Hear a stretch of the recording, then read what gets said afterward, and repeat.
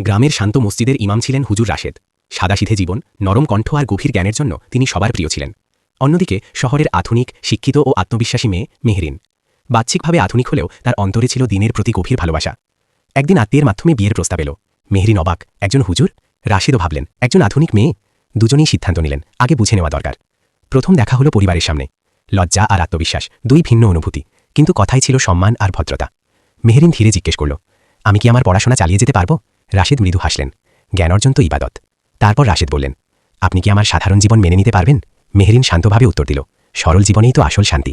এই কথাগুলোই তাদের হৃদয়ের দূরত্ব কমিয়ে দিল। তারা বুঝল, দুই জগৎ আলাদা হলেও লক্ষ্য এক হতে পারে। অবশেষে সাদামাটা আয়োজনে বিয়ে হয়ে গেল। না ছিল বাড়তি জাঁকজমক, না অহংকার, ছিল শুধু দোয়া, সম্মান আর বিশ্বাস। বিয়ের পর মেহরিন গ্রামের মেয়েদের পড়াতে শুরু করল, আর রাশেদ তরুণদের মাঝে দিনের আলো ছড়িয়ে দিলেন নতুনভাবে। ধীরে ধীরে মানুষ বুঝল, ধর্ম আর আধুনিকতা কখনো শত্রু নয়। সম্মান, বোঝাপড়া আর সহযোগিতাই একটি সংসারের শক্তি।